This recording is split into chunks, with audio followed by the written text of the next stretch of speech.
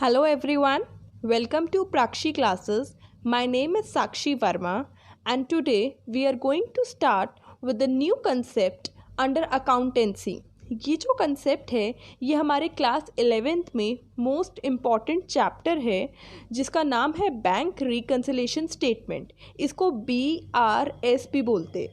BRS stands for bank reconciliation statement, right. ये हमारा lecture number 1 होगा and you are learning with Prakshi classes. Video को start करने से पहले इट्स अ रिक्वेस्ट कि आप मेरे चैनल प्राक्षी क्लासेस को सब्सक्राइब कर लीजिए और उसके साथ एक बेल आइकन भी होगा, उसे भी प्रेस ऑन कर दीजिए। जैसे ही कोई नई वीडियो अपलोड होगी आपको वो वीडियो मिल जाएगी, ठीक है।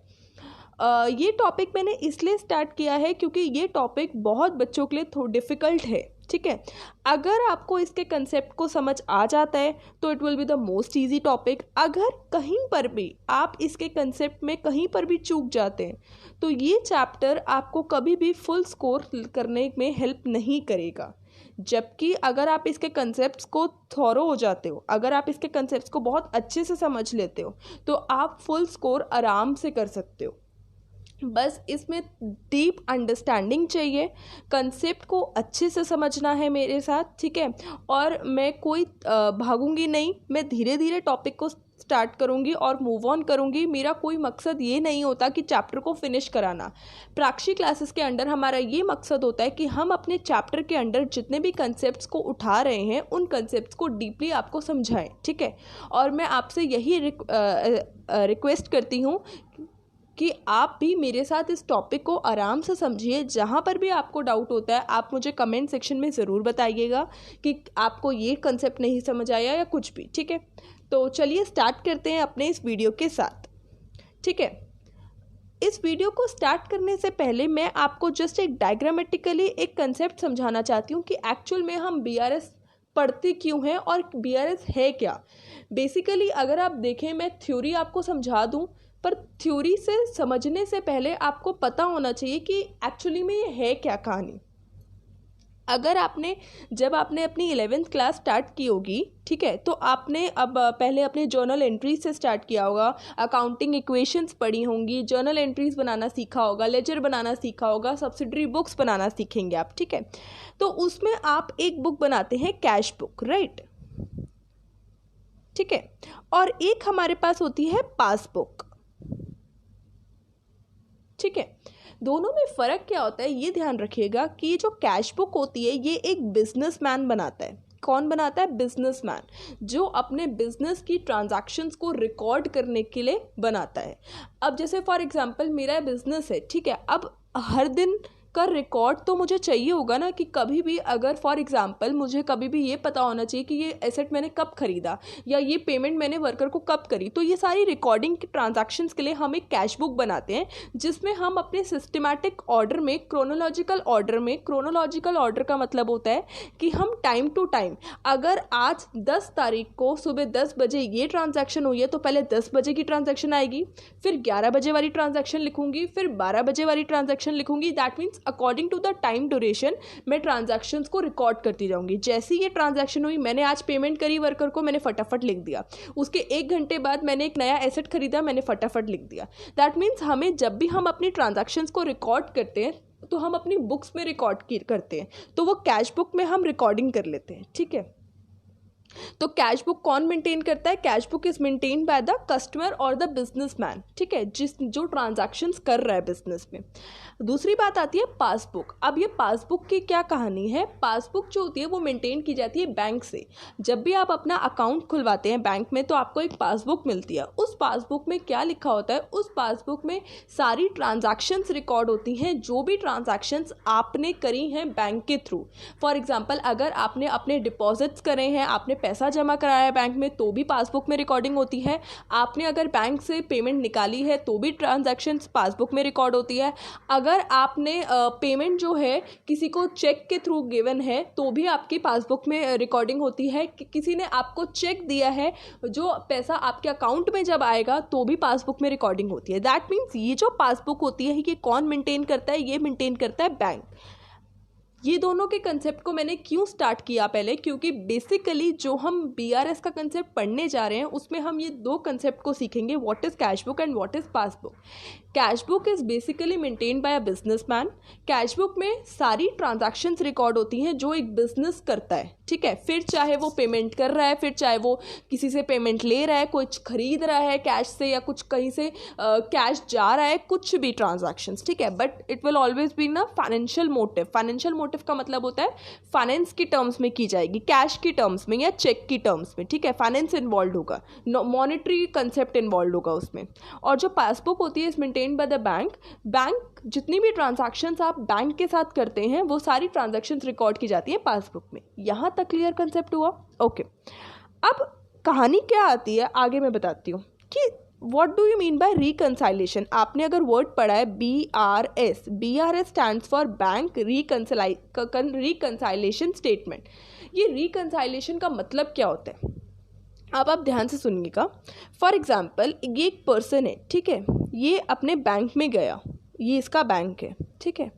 ये अपने बैंक में गया और इसके पास एक चेक है, सेल्फ का बनाया हुआ, ठीक है। इसको सेल्फ का चेक है, 2 लाख रुपए का चेक है, ठीक है। इसको 2 लाख रुपए अपने अकाउंट से निकलवाने और किसी को पेमेंट करनी है, ठीक है। ये 2 लाख रुपए लेकर चेक लेकर गया और बैंक में बोला मुझे इस चेक को इन कैश कराना है, ठीक है।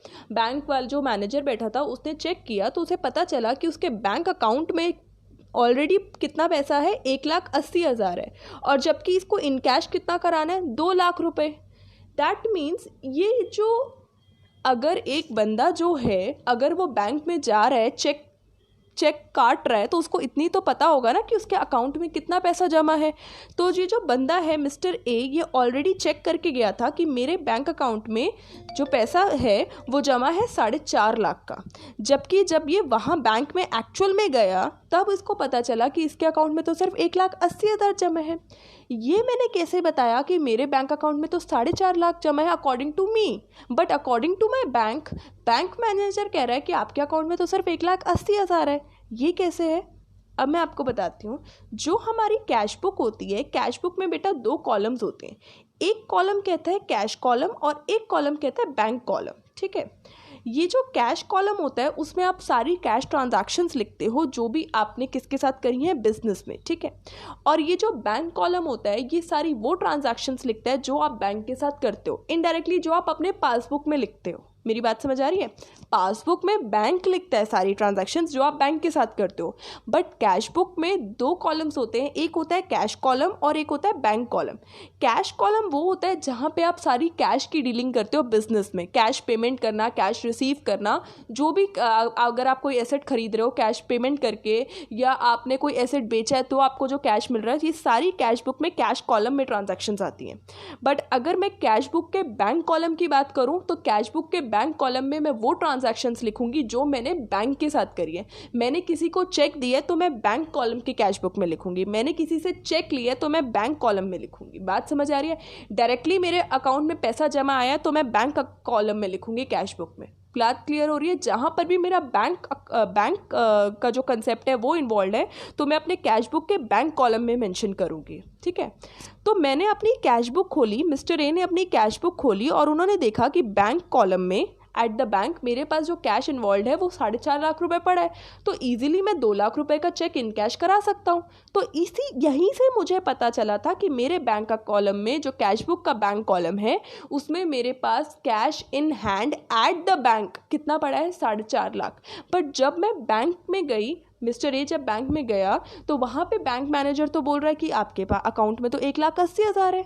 तो ये जो डिफरेंस की कहानी है, क्या डिफरेंस की कहानी है कि कैश बुक का जो बैंक कॉलम बता रहा है वो तो 4.5 लाख बता रहा है, जबकि पासबुक में तो ये दिखा रहा है कि 1,80,000 है। तो ये जो बीच का डिफरेंस है, बात समझ आ रही है? ये जो बीच का डिफरेंस है ये क्यों एग्जिस्ट कर रहा है, जबकि कैश बुक का जो बैंक कॉलम है वही सेम ट्रांजैक्शंस रिकॉर्ड करता है जो पासबुक का बैंक रिकॉर्ड करता है। मैंने क्या बताया, कैश बुक में जो बैंक कॉलम है वो क्या रिकॉर्ड करते हो, जो भी ट्रांजैक्शंस आपने बैंक के साथ की। सिमिलरली पासबुक जो है वो बैंक मेंटेन करता है और बैंक कौन सी ट्रांजैक्शंस रिकॉर्ड करता है? जो एक बिजनेसमैन की बैंक के साथ ट्रांजैक्शंस हुई है।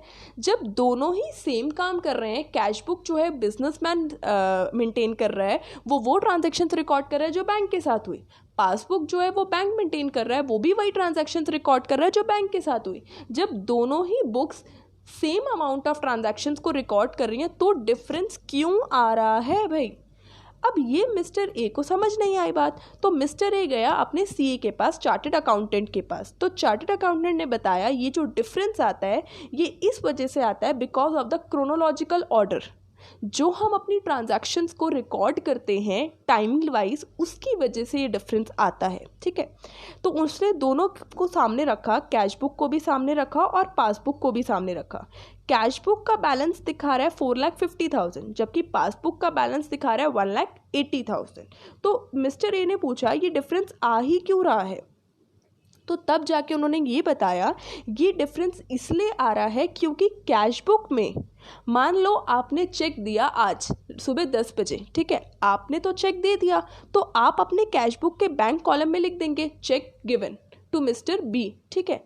बट पासबुक अपने अकाउंट में तब ट्रांजैक्शन रिकॉर्ड करेगी जिस दिन वो अमाउंट डिडक्ट होगा आपके बैंक अकाउंट में। क्या आपको पक्का पता है कि आज अगर आपने चेक दिया तो आज ही के दिन आपका चेक इन कैश हो जाता है या चेक से अमाउंट बैंक से अमाउंट निकल जाता है? नहीं, it will take around 2 days for the bank to process it. ठीक है, तो ये जो टाइमिंग का डिफरेंस है ये इसी रीज़न की वजह से there exist a difference between the amount shown in the cash book and the amount shown in the passbook.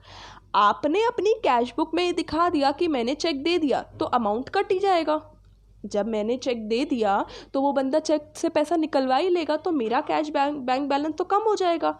जबकि पासबुक तो कह रही है कि मैंने तो माइनस नहीं किया, क्योंकि अभी तो बैंक को टाइम चाहिए 2 दिन का। जब तक बैंक 2 दिन में प्रोसेसिंग करेगा तभी तो मैं बैलेंस को माइनस करूँगी। यहाँ वो माइनस हुआ ही नहीं, यहाँ वो ऑलरेडी माइनस हो चुका है। तो इस वजह से ये जो डिफरेंस आया इसी का रीज़न था कि आपकी अकाउंट में 4.5 लाख दिखा रहे हैं और पासबुक आपकी 1,80,000 दिखा रही है। अब बात समझ आई कि कहानी है क्या? टाइमिंग्स की वजह से। अब जैसे फॉर एग्जांपल किसी ने मुझे चेक दिया, अब उसने तो दे दिया, दिखा दिया कि मैंने चेक दे दिया, तो मेरे अकाउंट में से तो पैसा कट गया, बट अभी तक मेरे अकाउंट में तो पैसा आया नहीं, तो मेरी पासबुक में तो ऐड होगा नहीं वो बैलेंस। जब तक पैसा आएगा तो उसी दिन तो ऐड होगा, और उतने दिन में 2 दिन में तो और ट्रांजैक्शंस भी हो जाती हैं। तो वो टाइमिंग की जो गड़बड़ होती है उसी वजह से डिफरेंस एग्जिस्ट करता है।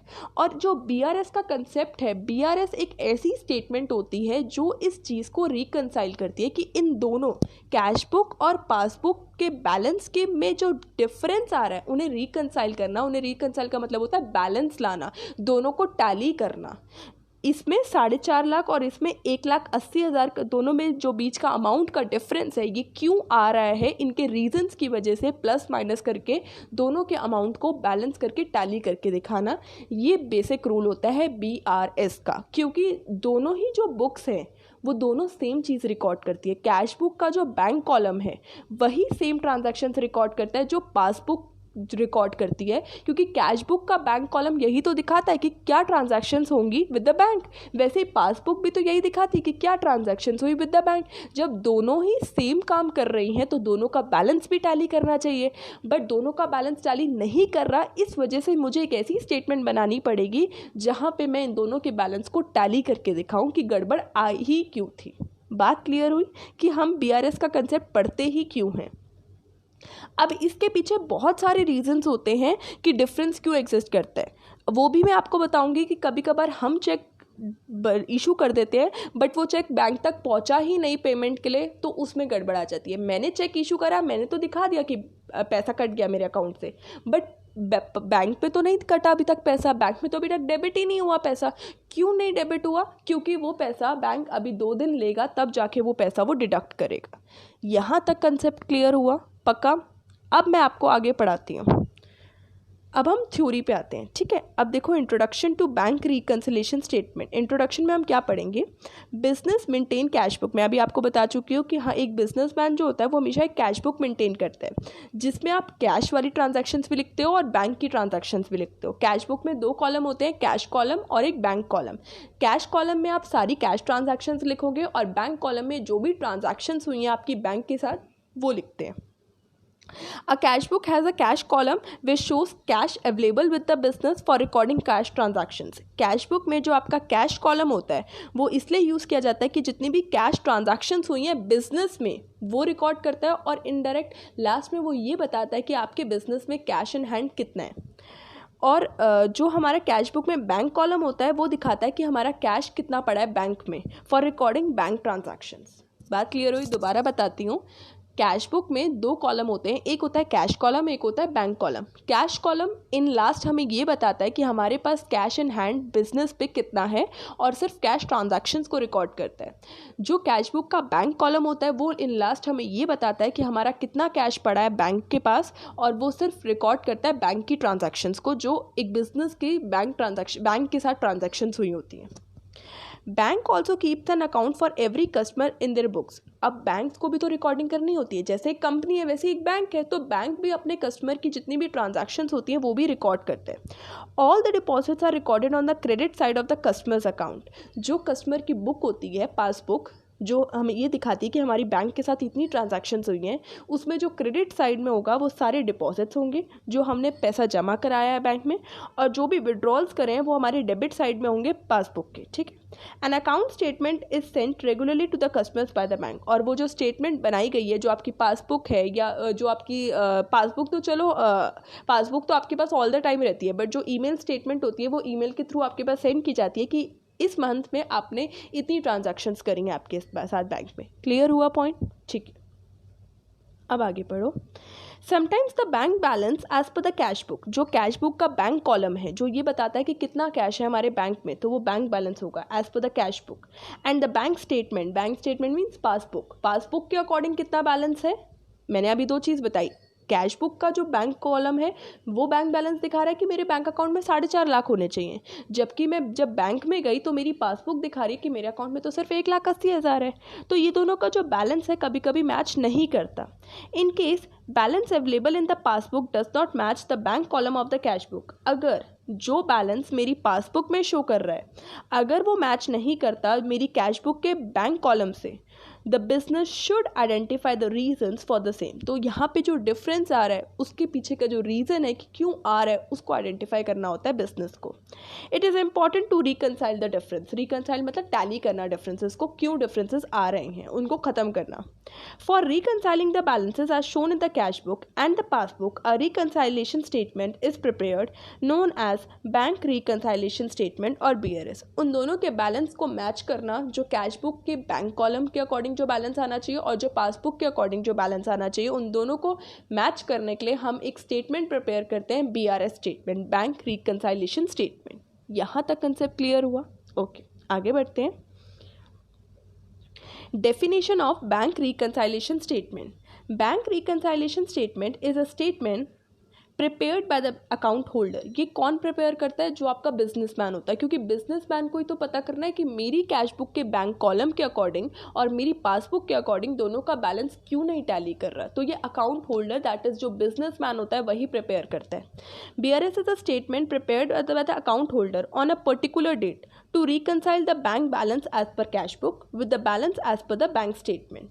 रिकनसाइल मतलब मैच करना, जो मेरी बैंक कॉलम जो है, बैंक बैलेंस जो आना चाहिए कैश बुक के अकॉर्डिंग, किसके साथ मैच करना? जो मेरी पासबुक के अकॉर्डिंग जो बैलेंस आना चाहिए। दैट मीन्स जो मेरी कैश बुक बैलेंस बता रही है, जो मेरा बैंक बैलेंस होना चाहिए, वही मेरा बैंक बैलेंस होना चाहिए जो मेरी पासबुक बतानी चाहिए। इन दोनों को मैच करने के लिए हम एक स्टेटमेंट, BRS स्टेटमेंट प्रिपेयर करते हैं। तो BRS एक ऐसी स्टेटमेंट होती है जो रिकनसाइल करती है दोनों के डिफरेंसेस को, और ये एक पर्टिकुलर डेट पे बनाई जाती है। क्लियर हुआ कंसेप्ट? ओके, आगे बढ़ते हैं। नेक्स्ट आता है वाई प्रिपेयर अ BRS। अब क्यों हमें ज़रूरी है, क्यों ऐसा कहा जाता है कि आप BRS प्रिपेयर करो? It's not compulsory to prepare a BRS। Mandatory नहीं होता, it's a choice of the person जो अकाउंट होल्डर है, जो बिजनेसमैन है, अगर उसको जानना है कि क्यों डिफरेंस एग्जिस्ट कर रहा है तो वो BRS प्रिपेयर करे, अगर उसको नहीं जानना तो वो नहीं करे, कंपल्सरी कुछ भी नहीं है। And there is no fix date for preparing a BRS आप कभी भी किसी भी डेट पे प्रिपेयर कर सकते हैं, कोई फिक्स डेट नहीं है, ठीक है।